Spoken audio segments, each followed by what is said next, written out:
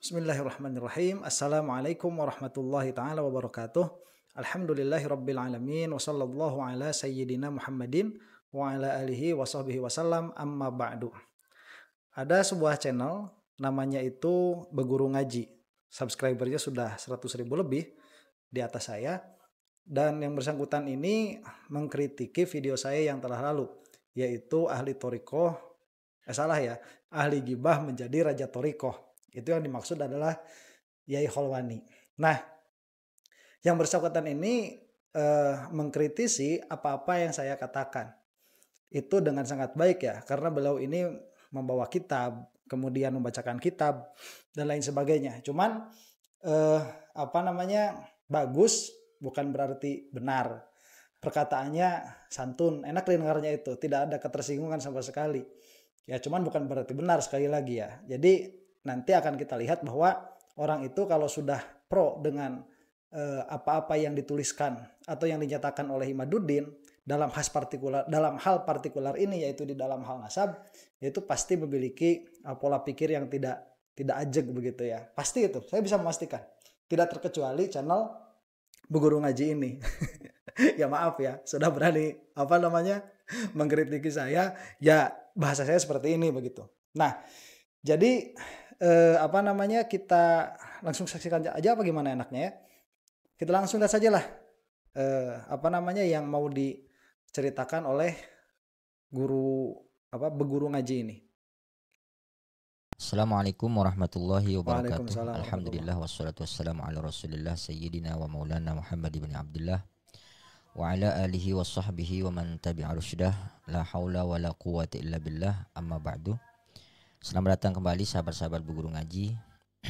Kali ini kita akan mengomentari sebuah channel di YouTube miliknya seorang ustadz.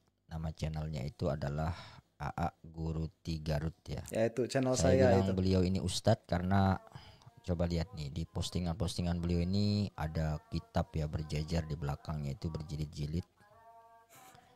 Saya yakin ini ya beliau ini adalah seorang terpelajar dan ya alim lah gitu ya. Sebentar ya, ini saya kasih tahu dulu kepada yang menonton. Jangan melihat keustadan seseorang itu dari banyaknya buku. Jadi karena bukunya banyak, maka sepertinya ini ustadz. Nggak ada urusannya itu. Itu tokoh-tokoh kitab pun banyak bukunya.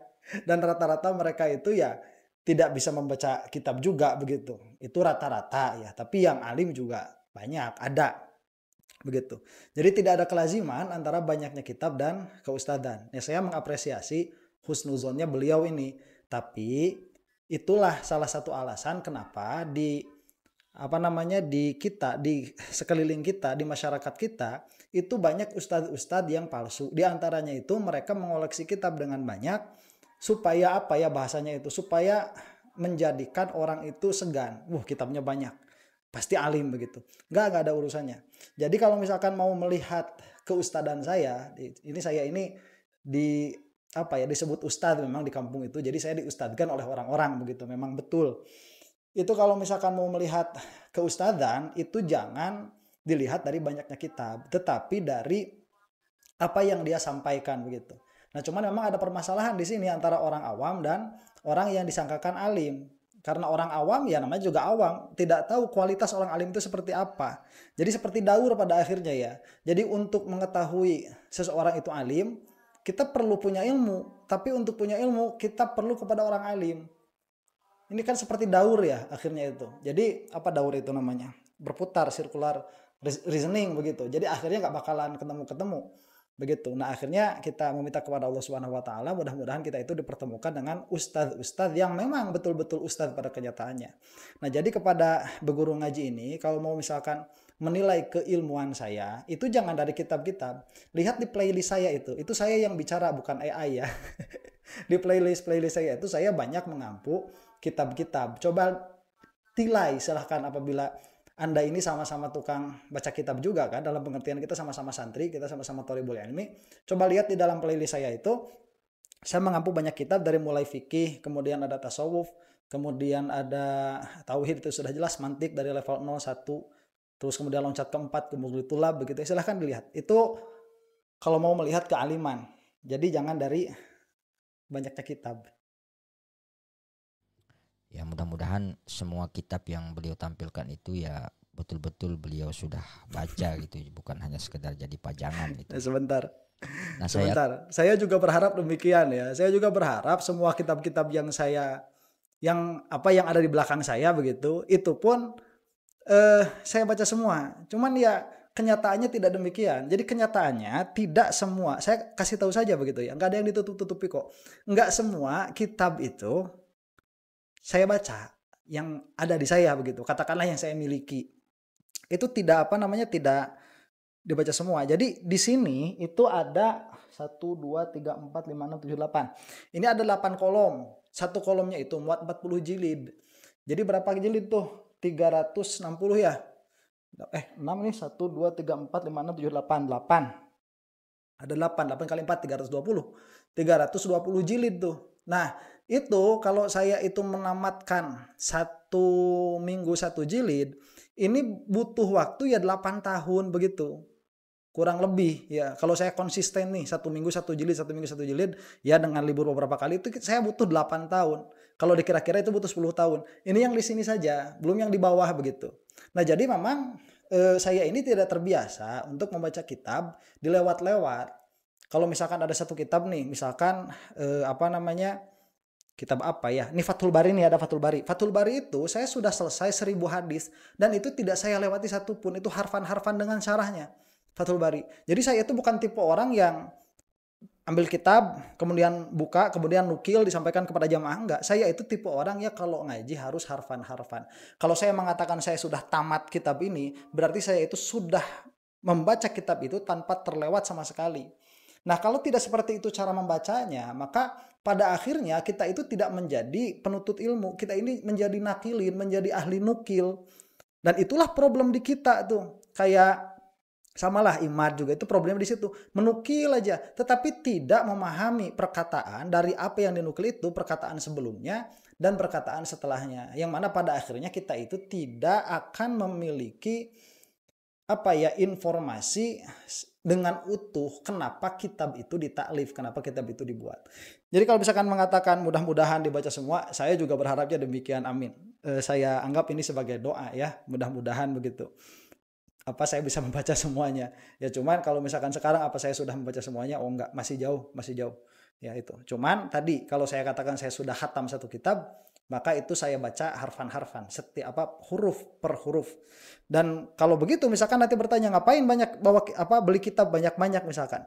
Nah, itu untuk kembali begitu dalam pengertian ini sebagai gudangnya ilmu, supaya apabila saya ini memiliki pemikiran atau misalkan ada yang muskil di dalam satu kitab, kita bisa melihat di dalam kitab yang lain. Karena kadang-kadang permasalahan itu susah bukan karena permasalahannya yang susah, tetapi karena diksi dari mu'alif yang dipilih begitu. Itu yang mu'alif yang paling saya susah memahami itu diantaranya Syekh Zakaria Al-Ansori itu. Wah, itu Syekh Zakaria Al-Ansori itu bahasanya sulit-sulit tuh. Ya, dulu Syekh Said Fodah tuh, sebelum saya mulai terbiasa dengan bahasanya beliau juga sulit difaham. Nah, bagaimana tatkala kita mendapatkan suatu permasalahan yang sulit difaham dengan ibarat alim ini misalkan, saya cari permasalahan yang sama dengan ibarat yang lain. Kadang-kadang itu membukakan pengetahuan, begitu ya. Kemudian kan komentari 2 videonya, khususnya yang terkait dengan ketika dia membicarakan tentang Kiai Haji Khalwani Nawawi. Ini bukan klarifikasi, bukan apa gitu ya. Saya hanya ya tertarik saja untuk mengomentari beliau. Karena di video yang pertama misalnya, ini dia bikin judul tukang gibah jadi ketua Jatman. Itu dia menampilkan rasa keterkejutannya melihat wawancara Kiai Haji Khalwani Nawawi bersama teman-teman PWI Laskar Sabilillah yang sebetulnya rekaman itu sudah sangat lama ya, sekitar 1,5 tahun atau bahkan mungkin 2 tahunan yang lalu. Sebentar ya, ini saya menunjukkan keterkejutan. Memang betul saya terkejut. Jadi tatkala saya itu mendengarkan Jatman itu diganti, itu Habib Lutfi sudah tidak di Jatman lagi, kemudian diganti oleh Yai Khalwani, itu kan kita langsung punya punya sangkaan luar biasa. Wah, berarti Yai Khalwani hebat. Memang saya pernah membaca ada posting di Facebook mengenai beliau juga begitu, mengenai Yai Kholwani. Ya, sekiranya itu membicarakan sepak terjang beliau tatkala masih di Jatman di bawah ampuannya Habib Lutfi dengan Jatmi kan dulu. Itu beliau itu ya bolak-balik sana sini begitu. Itu di dalam tulisan Facebooknya. Nanti bisa dibaca sendiri ya. Saya nggak mau membagikan sih, cuman ya nanti bisa dibaca sendiri. Nah, kebetulan kemudian di feed saya lewat di YouTube itu masalah Yai Kholwani ngobrolin Habib Lutfi di tengah orang-orang sambil ketawa-ketawa menertawakan. Saya kira begini, lah kok ada ya Raja Toriko seperti ini begitu. Saya langsung shock itu, kaget. Makanya saya bilang, loh, kok bisa begitu ahli ghibah seperti ini menjadi ahli toriko, dalam pengertian bukan jadi ahli lahnya, jadi rajanya begitu, jadi Rois Ali. Ini kan suatu permasalahan. Nah, kalau misalkan yang bersangkutan ini channel Beguru Ngaji ini tidak melihat itu sebagai masalah, ya nggak masalah. Kalau saya melihat itu sebagai masalah besar begitu. Kalau saya melihat itu sebagai masalah besar. Dan saya mengatakan itu ghibah mutlakon. Nanti dia itu akan membicarakan bahwa yang namanya ghibah itu ada banyak, ada ABCD begitu ya. Yang mana sebetulnya berarti yang bersangkutan ini, channel Beguru Ngaji ini setuju juga dengan perkataan saya bahwa Yai Kholwani ini adalah seorang yang ahli ghibah. Cuman ghibahnya bukan ghibah yang mahrumah. Nanti akan dibahas tuh, membacakan kitab Al-Adhkar An-Nawawiyah ya. Kita teruskan dulu videonya nih. Itu direkam oleh Ustadz Suparman Lampung. Dan baru kali ini dia seperti ingin memviralkan kembali gitu. Sebetulnya itu tidak perlu diviralkan, itu sudah viral dari dulu gitu. Atau mungkin Ustadz Garut ini pemain baru ya di masalah nasab, sehingga semua video-video yang ada kaitannya dengan polemik nasab ini sepertinya dia terus komentari. Sebentar ya, saya disebut tobain malu dalam nasab. Ya itu memang kalau mau seperti itu bahasanya ya nggak apa-apa. Memang seperti itu, ya memang seperti itu. Dalam pengertian bahwa ini kan nasab itu sudah lama tuh, 3 tahun lah ya, mau 4 tahun mungkin sekarang ya, mau ulang tahun keempat nih masalah nasab ini. Itu saya dulu tidak terlalu memperhatikan karena saya sibuk belajar. Jadi saya ini mengkhususkan diri saya untuk mutolaah itu hampir 10 tahun itu. Jadi tidak memiliki waktu memang untuk melihat nasab, untuk melihat anu dan anu enggak. Kenapa demikian? Karena saya ini dari Muhammadiyah. Muhammadiyah itu tidak mengenal khazanah keilmuan yang dikenal di Nahdlatul Ulama. Dalam pengertian Ahlus Sunnah wal Jamaah itu tidak mengenal sama sekali. Jadi tatkala saya sudah menemukan bahwa yang benar ini adalah Ahlus Sunnah wal Jamaah, dalam pengertian Ahlus Sunnah wal Jamaah itu adalah Asy'ariyah Maturidiyah di dalam tauhid dan salah satu dari 4 mazhab di dalam fikih, kemudian dalam tasawufnya demikian. Saya itu berarti harus mengejar ketertinggalan saya dari orang-orang yang sejak SMP, sejak SD malah sudah aswaja begitu. Dalam pengertian yang diwadahi oleh Nahdlatul Ulama. Ini saya harus mengejar. Nah, makanya saya itu mengkhususkan diri saya itu hampir kurang lebih lah 10 tahun. Sampai sekarang saya masih belajar. Untuk apa? Untuk mengejar ketertinggalan itu. Sampai-sampai alhamdulillah ini tahadduts bin ni'mah, teman-teman saya itu yang dulu kuliah bareng-bareng di Surabaya kalau ketemu itu kaget begitu. Si Angga kok jadi begini katanya. Karena saya itu dulu nggak begini. Apa yang keluar dari mulut saya ini tidak seperti ini. Nggak sedikit-sedikit misalkan yang ngeluarin kalam manatiko, sedikit-sedikit ngeluarin kalam mutakalimin. Enggak, saya itu blank sama sekali. Tapi tatkala sudah menemukan bahwa ini adalah jalan yang benar, saya mengatakan saya harus mengejar ketertinggalan begitu. Dan akhirnya saya ya selama itu belajar. Ini dulu itu ya, ini mudah-mudahan menjadi menjadi pemecut juga.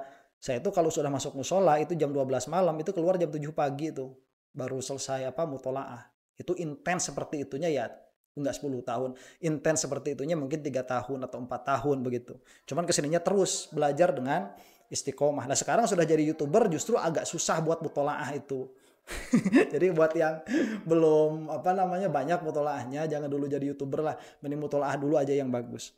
Nah, jadi begitu. Kemudian apabila misalkan ini dikatakan saya ingin memviralkan kembali, nggak ada niatan seperti itu sebetulnya, karena saya pun nggak tahu kalau misalkan video ini pernah viral, dan saya pun tidak memiliki kepentingan untuk memviralkan apapun apapun yang berkaitan dengan siapapun, nggak ada kepentingan saya itu. Jadi untuk apa saya itu membahas video itu? Karena tadi kekagetan saya, lah kok masa ada ahli toriko seperti ini, memang ini jadi rajanya. Sedangkan saya itu membaca kitab-kitab kitab-kitab tasawuf, nggak bakalan ada yang kayak gitu, nggak bakalan ada yang kayak gitu, nggak bakalan ada. Terlepas dari nanti ini apakah ghibahnya itu yang mahrumah atau yang tidak, sebagaimana akan dibahas oleh yang bersangkutan. Jadi kalau misalkan dikatakan saya ada apalah ya tendensi tertentu karena misalkan saya ini membahas video yang sudah lama, lah itu kan sudah dari dulu kita itu suka membahas perkataan-perkataan meskipun perkataan ini sudah lama, tatkala perkataan itu memang perlu untuk dibahas.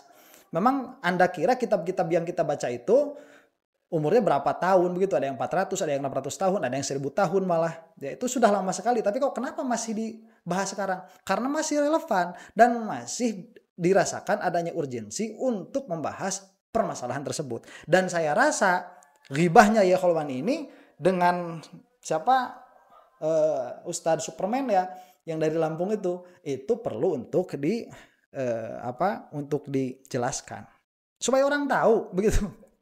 Supaya orang tahu dari perspektif ilmu. Dan saya tidak mengatakan itu jubah mahrumah ya. Cek lagi di video saya. Saya mengatakan jika, jadi pakai syarat. Kalau syaratnya tidak terjadi, maksudnya pun tidak. Masa nggak tahu yang kayak gitu.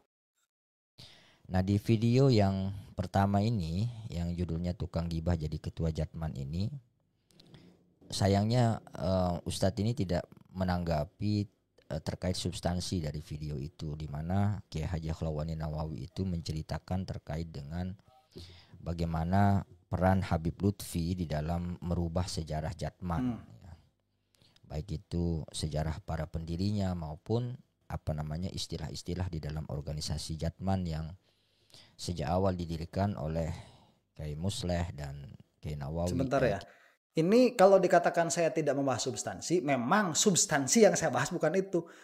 Bukan saya tidak membahas substansi. Substansi yang saya bahas bukan itu. Saya itu melihat perkara yang lebih dalam daripada apa yang dikatakan oleh Yai Kholwani. Saya itu bukan orang yang mudah terbawa narasi. Asal orang ngomong apa aja, itu yang kita tanggapi. Enggak. Asal Yai Kholwani ini menyebutkan Habib Lutfi itu, misalkan yang merubah sejarah Jatman berdiri, kemudian saya membahas narasi itu, enggak. Saya lihat yang di belakangnya. Makanya ini enggak ada yang ngebahas kan? Enggak ada yang ngebahas bahwa Yai Kholwani ini ternyata ahli ghibah gitu. Saya ini bukan orang yang gampang terbawa narasi, sorry ya. Makanya alhamdulillah saya nggak ikut tanggung jawab Jokowi jadi presiden, nggak ikut tanggung jawab saya. Ada imad kayak gitu, saya nggak ikut-ikutan saya. Saya itu bukan orang yang mudah terbawa narasi. Tatkala ada orang membawa narasi, kamu lihat yang di belakang narasinya dulu. Ya, kalau ada agak gaya-gayaan gitu ya. Kalau misalkan kita melihat sesuatu itu nanti follow the money, ikuti duitnya dulu. Begitu, ini duitnya ngalirnya kemana itu dulu, follow the money. Follow the money itu dia bahasa abstraknya itu think outside the box begitu. Jadi berpikirlah di luar kotak. Nah, jadi di dalam video itu saya tidak membahas itu karena memang bukan itu stressing yang ingin saya bahas, dan Anda tidak bisa memaksa saya harus membahas apa begitu, dan itu disayangkan. Ya nggak apa-apa disayangkan sama kamu, yang lain ngerti kok maksud saya apa. Cuman begini, ada sedikit yang saya bahas di situ mengenai yang beliau maksud sebagai substansi, yaitu tentang perubahan sejarah yang dilakukan oleh Habib Lutfi misalkan. Saya mengatakan kan di dalam video itu bahwa yang namanya sejarah itu dia tidak bisa diklaim sebagai perubahan sejarah, karena sejarah ini dia bisa memiliki beberapa versi.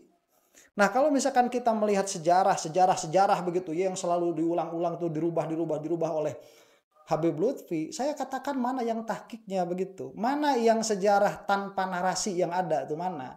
Kita kalau melihat ada beberapa kitab, ini kitab Arabiyah ya, yang berbicara tentang tarikh. Di situ tidak ada narasi sama sekali. Itu hanya membuat jadwal, hanya membuat daftar saja begitu. Tahun sekian kejadiannya tahun sekian kejadiannya tanpa melakukan analisa kenapa sesuatu itu terjadi. Nah, coba lihat kejadian pada tanggal sekian, bulan sekian itu terjadi, apalagi sama jamnya atau harinya, itu adalah fakta, sesuatu terjadi. Tapi alasan kenapa itu terjadi itu banyak sekali narasinya, banyak sekali apa itu opini, banyak sekali opininya. Yang mana opini ini kita bisa berperang di situ. Nah, jadi sejarah itu nanti pada akhirnya kalau misalkan secara fakta ini berbeda begitu ya. Misalkan yang satu mengatakan bahwa terjadi peperangan, yang satu mengatakan tidak terjadi peperangan pada jam yang sama, pada waktu yang sama, pada bulan yang sama, pada tahun yang sama, berarti ini ada yang salah satunya, nggak bisa dijamu. Tatkala tidak bisa dijamu, maka kita akan melihat mana periwayat yang lebih kuat begitu. Itu sudah begitu, sudah ada ilmu sejarah itu. Saya tuh nggak bisa dikatakan, wah Habib Lutfi merubah sejarah terus saya ikut begitu membahas hal itu. Enggak, capek kalau kayak gitu. Kamu nggak punya pendirian dalam memahami. Kita itu belajar usul, kita itu belajar alat, tahu bagaimana cara melihat narasi.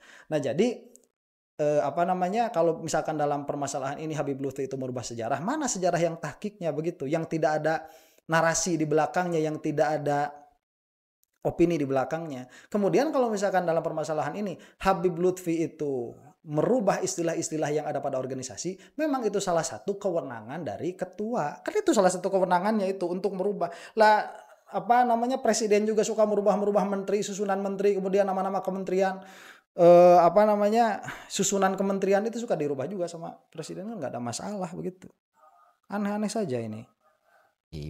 Nawawi Berjan ya, dan kiai-kiai yang lain itu dirubah oleh Habib Lutfi. Jadi beliau itu sedang bercerita terkait dengan sejarah bagaimana Jatman itu ketika di bawah kepemimpinan Habib Lutfi itu banyak yang dirubah, baik itu sejarahnya maupun sistem keorganisasiannya. Dan maaf ya kalau misalkan kita itu, bukan kita lah, saya, kalau saya lebih memilih percaya kepada Habib Lutfi misalkan, ya mau apa begitu, karena kita kan melihat dari orang yang membawa riwayatnya. Kalau yang membawa riwayatnya itu sedari awal sudah tidak bisa membedakan mana opini mana fakta, ya apa itu akan tercampur sejarahnya begitu. Nah, dalam pengertian silahkan diadu datanya kalau ada data, silahkan diadu validasinya kalau ada validasi. Kalau tidak ada, ya berarti ini beda versi. Kalau beda versi, ya sudah demikian adanya. Di dalam tarikh kita banyak juga seperti itu, apalagi di dalam tarikh Nabi ya, selama dia tidak mujma' alaih. Nah, yang dia bahas di dalam video ini justru adalah tindakan Kiai Haji Khalwani yang menceritakan terkait Habib Lutfi ini. Menurut dia ini adalah ghibah gitu ya. Dan seorang sufi, seorang ahli thariqat gitu ya, apalagi dia seorang ketua Jatman, itu menurut dia itu tidak pantas untuk melakukan ghibah seperti ini. Nah, yang dibahas dalam videonya ini oleh Ustadz AA Guru Tigarut ini adalah justru, yang dibahas justru adalah tindakan dari Kiai Haji Khalwani Nawawi yang menceritakan tentang Habib Lutfi ke PWI LS itu sebagai menurut dia adalah tindakan ghibah. Jadi ini beliau ini sudah menuduh ya. Betul ya, sebentar, bukan menuduh, itu sudah faktanya. Coba ditakrif ghibah itu apa? Ya, membicarakan seseorang yang mana apabila dikatakan di hadapan orangnya, orang tersebut tidak akan suka. Itu sudah ghibah. Nah, ghibah ini sudah perbuatan mukallaf. Nah, perbuatan mukallaf nanti kena hukum, kena wajib, sunnah, mubah, makruh, haram. Kayak orang NU aja, orang NU disebut ahli bid'ah. Ya terus, emang kita ahli bid'ah kok begitu. Kita ini orang NU nih, ahli bid'ah, emang kita ahli bid'ah. Ya emang nasrif tiap pagi mentasrif itu enggak bid'ah, ngafali jurumnya emang enggak bid'ah. Cuman bid'ahnya bid'ah apa? Ya nanti ada keluar tuh kesananya. Orang ini sebenarnya setuju, nanti akan membahas di Al-Adhkar An-Nawawiyah bahwa yang namanya ghibah itu terbagi kepada demikian dan demikian begitu ya. Jadi sebetulnya setuju juga, dan saya juga mengatakannya mutlakoh, saya tidak mengatakan ahli ghibah haram. Coba ditonton lagi videonya, lihat lagi judulnya. Ini bergibah gitu ya, dan dia menyayangkan hal itu terjadi di mana Kiai Haji Khalwani Nawawi ini adalah seorang kiai, seorang sufi, seorang ahli tarekat, apalagi beliau ini seorang ketua Jatman gitu ya. Dia juga menyebutkan beberapa alasan-alasan kenapa sampai dia mengatakan bahwa Kiai Khalwani ini adalah ahli ghibah gitu. Seperti judul yang dia dia berikan itu. Hanya saja apa dia nggak baca atau memang sengaja dia tidak baca gitu ya. Atau mungkin dia hanya suka membaca kitab-kitab besar ya, tidak suka membaca kitab-kitab kecil ya yang populer di Indonesia, misalnya Azkar An-Nawawi ya, kitabnya Imam An-Nawawi itu yang banyak kita kaji di pesantren-pesantren. Di situ malah menjelaskan beberapa ghibah-ghibah yang Dibolehkan Nah, sebetulnya. ya kan? Setuju sebetulnya dia itu bahwa Yai Kholwani ini adalah ahli ghibah. Cuman ada ghibah yang dibolehkan. Ya siapa juga yang bilang Yai Kholwani itu ghibahnya ghibah haram? Saya mengatakan kalau itu di dalam itunya pakai syarat, masa nggak paham syarat. Kalau dan kita musalamah dan kita tanazul, kalau misalkan memahami apa namanya ilmu jadal itu pasti paham apa yang saya katakan. Kalau nggak paham ilmu jadal, ya gimana kita mau ngobrol begitu ya. Makanya saya katakan orang-orang yang ikut IMAD itu, mereka itu pasti pola pikir di dalam menyikapi satu permasalahan itu tidak runtut. Pasti itu, saya bisa pastikan. Ya, saya bisa. Masa perkataan jadal saja nggak paham. Ini demikian dan demikian. Lihat lagi lah, ya, tolong apa itu YouTuber berguru ngaji, tolong lihat lagi videonya, tolong dikaji lagi. Nah, kita akan kembali dulu kepada yang tadi ya. Katanya menyayangkan saya ini tidak membaca kitab-kitab yang tipis. Lo kata siapa? Ya, tadi saya katakan bahwa saya ini belajar lama. Ya karena memang dimulai dari kitab-kitab yang tipis dulu. Ya masa iya kita itu bisa langsung memahami kitab yang tebal-tebal begitu ya. Nggak bisa lah yang tipis-tipis dulu. Saya ini ada yang membimbing. Ada teman saya sendiri yang membimbingnya itu. Beliau itu kebetulan juara 1 Musabakoh Qiraatil Kutub ya MKK itu. Nasional tahun 2000 berapa itu 2005 apa 2004 tahun 2006 atau 2007 lah saya lupa itu yang dari Haur Kuning itu guru saya itu atas bimbingan beliau itu dari kitab yang kecil dulu dari kitab Tauhid saya mulai dari Tijan kemudian naik ke sananya itu apa habis Tijan itu saya kemarin langsung ke Fathul Majid habis Fathul Majid ke Jawharatul Tauhid.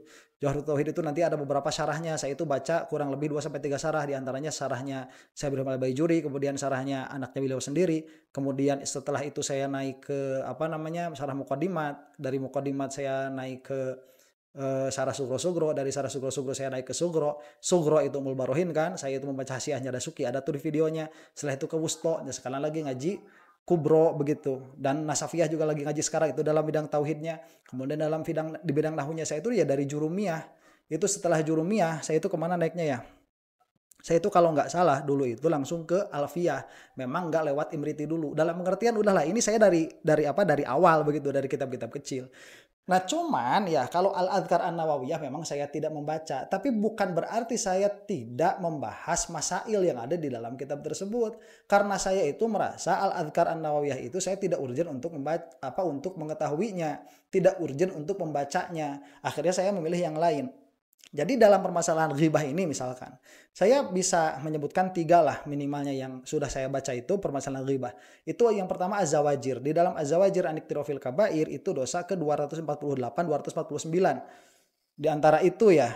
Kemudian saya juga membaca di dalam Fathul Bari ada tuh nomor hadisnya saya lupa, cuman ada di dalam permasalahan tatkala Nabi Muhammad Shallallahu Alaihi Wasallam itu beliau menegur 3 orang. Bukan 3 orang ditegurin 1 orang. Jadi ada 3 orang yang lewat ke masjid. Nabi Muhammad SAW itu lagi pengajian, sedang taklim. Kemudian yang satu itu pulang, yang satu itu duduk belakang, yang satu itu masuk ke depan mendesak. Nah ini Rasulullah SAW itu menggibah orang yang ketiga itu. Digibah oleh Rasulullah. Saya tahu itu ada di dalam Fathul Bari itu. Kemudian satu lagi di dalam Sulamut Taufiq kalau tidak salah juga ada permasalahan itu. Nah jadi ya kalau dalam urusan apa yang akan dibacakan ini setelah ini beliau itu membacakan al-adhkar permasalahan ghibah itu alhamdulillah summa alhamdulillah saya sudah tahu begitu alhamdulillah makanya saya berani ngibahin orang kan banyak orang-orang yang suka bilang sama saya tuh di kolom komentar oh ini ghibah saya tahu loh hukum ghibah itu ada yang bagaimana dan bagaimana begitu. Nah nanti kalau misalkan kita mau berdebat yang dilaksanakan oleh Yai Kholwani ini ghibah yang mana ghibah macam apa itu kita bisa ngobrol di situ. Jadi apa yang dipermasalahkan sebetulnya ya? Kan berarti ngaku juga dia itu. Ya Kholwani ahli ghibah kan. Coba lihat di ahli toriko. Ya mana yang ahlul ghibah itu? Mana nyebutin orang apalagi di hadapan kamera ketawa-ketawa. Mana coba ahli toriko yang mana kayak gitu. Dalam pengertian sampai derajat rajanya. Mana di dalam kitab coba keluarin. Ya coba keluarin. Kalau ada. Mudah-mudahan ya ada. Berarti dalam pengertian ya saya juga berarti bisa jadi Raja Toriko nanti. Saya kan tukang gibah. Ya saya kira apa yang disampaikan oleh Kiai Haji Kholwani Nawawi ini bisa kita kaji lewat perspektif narasinya Imam Nawawi ini. Nah coba kita buka ya kitab ini ya. Coba kita lihat. Nah itu. orang Bentar, yang itu sudah saya bercerita lewat itu, ya. Itu silahkan dilihat sendiri. Dan alhamdulillah saya tahu apa yang dia bahas itu, apa yang bersangkutan ini bahas. Alhamdulillah saya tahu. Itu ada juga di dalam kitab yang lain. Kalau misalkan mau cross reference begitu ya, bukan hanya di dalam Al-Adhkar saja, alhamdulillah. Dan saya ini apa, nasihat saja ya. Kalau misalkan Anda ini punya modal untuk beli kitab, jangan pakai yang PDF kalau punya modal. Kalau nggak punya modal ya doakan orang yang apa namanya, penerbitnya itu. Kasihan udah nulis banyak-banyak kemudian dijadiin PDF sama kita diambil, tuh kasihan. Kemarin ada yang komplain ini nyolong kitab. Jadi perasaannya orang itu apa ya, menyebarkan ilmu, padahal yang ada ini nyolong kitab, karena untuk menyusun kitab seperti ini itu membutuhkan waktu dan biaya begitu. Ya kalau bisa, kalau ada. Kalau enggak ya kita minta maaf. Gimana ya? Susah lah. Hukum seperti ini susah. ya si mutakalimnya itu ada sifat iri di dalam hatinya, dan setan itu selalu membisikkan wa yukhayyilu ilaihi annahu nasihatun wasyafaqatun. Nah, sebentar, ini Dan tahdzir, bukan tahdzir apa ya? Ini tanbih dari Imam Nawawi bahwa hati-hati kalaupun misalkan kamu itu menyangka bahwa apa yang kamu katakan ini adalah ghibah yang bukan yang haram, misalkan yang sunnah atau malah yang wajib. Hati-hati, karena setan itu dia akan senantiasa memperindah, dalam pengertian menyangkakan bahwa perkataan kamu itu indah. Itu perbuatan setan. Makanya talbis di dalam ghibah ini sangat apa namanya, sangat dakik, sangat dalam sekali, sulit untuk dideteksi. Nah, itu bagian akhir ya dari apa yang dikatakan oleh siapa tadi tuh, berguru ngaji di dalam kitab Al-Adhkarnya itu. setan itu selalu menggambarkan bahwa apa yang dikatakannya itu seakan-akan itu adalah sebuah nasihat, sebuah syafaqah. Syafaqah itu bentuk kasih sayang gitu ya. Tetapi sesungguhnya falyatufattan lizalik, ya.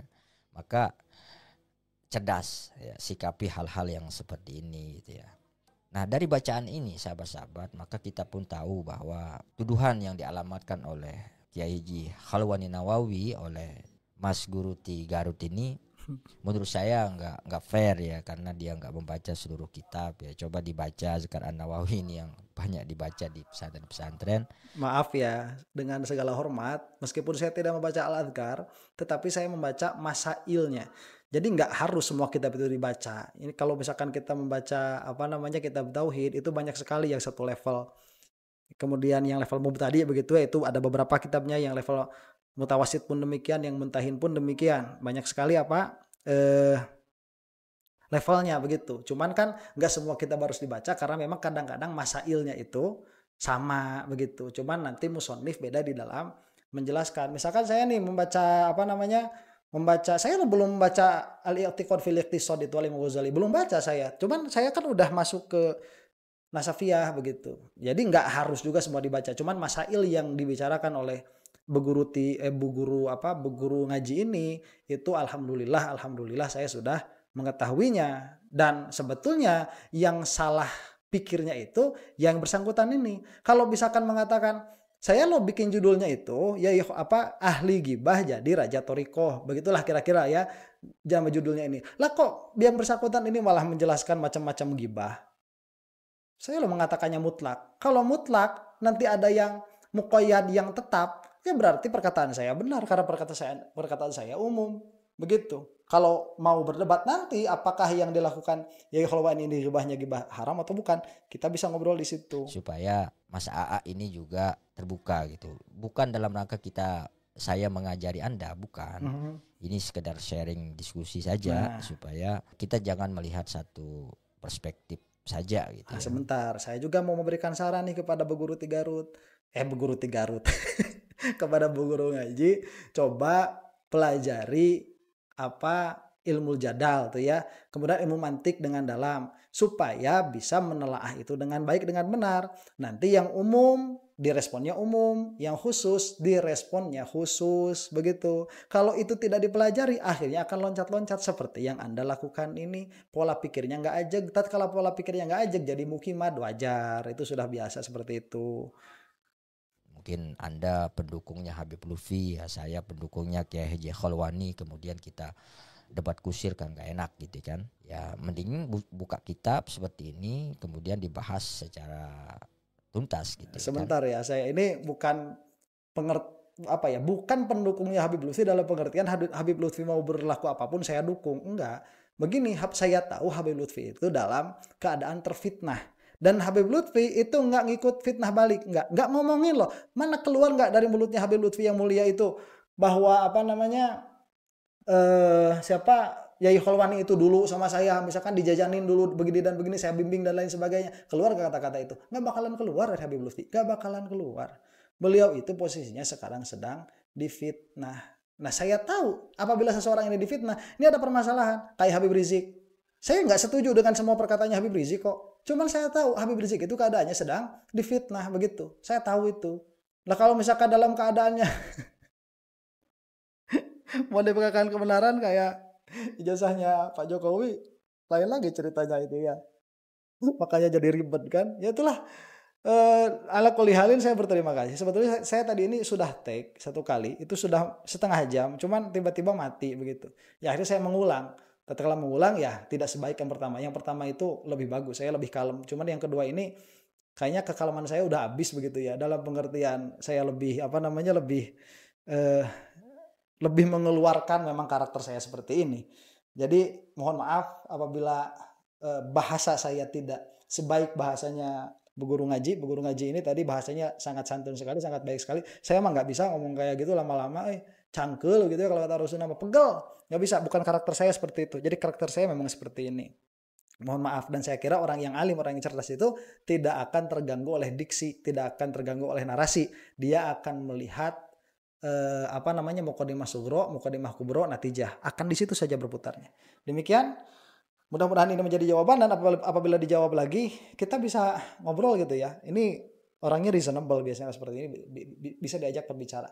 Wallahu taala alam bisawab. Sekali lagi karena tadi beliau itu sudah memberikan saran kepada saya kasih saran ngaji mantik yang bagus ya. Wallahu taala alam bisawab. Assalamualaikum warahmatullahi taala wabarakatuh.